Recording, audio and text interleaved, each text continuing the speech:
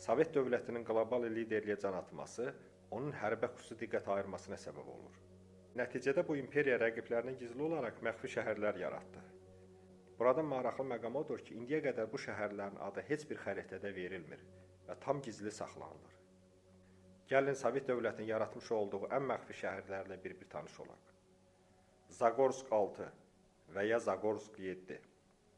Sergey Posad şəhəri 1991-ci ilə qədər Zagorsk adlanıb. Bura təkcə unikal monastır və məbəd olması ilə yox, həm də qapalı şəhər olması ilə məşhurdur. Zagorsk 6 adlanan şəhərdə SSR Müdafiə Nazirliyinin Mikrobiologiya Elmi Tədqiqat İnstitutunun virusoloji mərkəzi olub.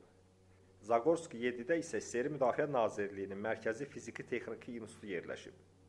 Birinci şəhərdə bakterioloji, ikinci şəhərdə isə radioaktiv silah hazırlanıb.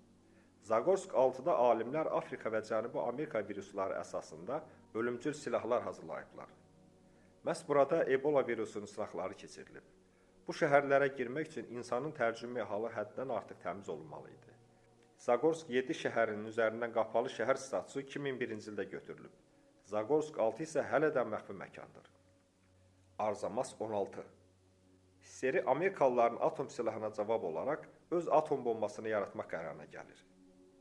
Atom bombasının hazırlanması üçün Sarova qəsəbəsinin yerində Arzamas 16 şəhəri salındı. 1950-ci illərə qədər bu şəhərdə hər kəs tam məxfi şəraitdə yaşayıb. Şəhər əhalisi hətta öz məzuniyyətləri zamanı buradan çıxmaq haqqında sahib deyildilər. Arzamasın yeganə müsbət tərəfi buradakı əhalinin sosializmin bütün imkanlarından tam faydalana bilməsi idi. Arzamas 16 hələ də qapalı şəhərdir. Sverdlovsk 45. SSR-də növbəti gizli şəhər uranın zənginləşdirilməsi ilə məşğul olan 814 nömrəli zavodun ətrafında yaradılıb. Sverdlovsk 45-də əhali yaxşı yaşasa da, o Arzamas 16 səviyyəsinə çata bilməyib.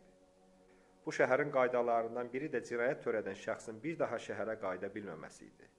Hətta onun ailəsi burada qalsa belə, o bu imkana yenidən sahib olmurdu. Bu şəhərin indiki adı Lesnoydur və qapalılığını müəyyən qədər qoruyur. Mirny. 1966-cı ildə Arxangelsk vilayətində yaradılan bu şəhərin yaxınlığında Plestes kosmodromu yerləşir. Mirny digər şəhərlərlə nisbətdə daha az məxfilik statusu daşıyırdı. Bu şəhər hələ də özündə qapalılıq statusunu saxlayır.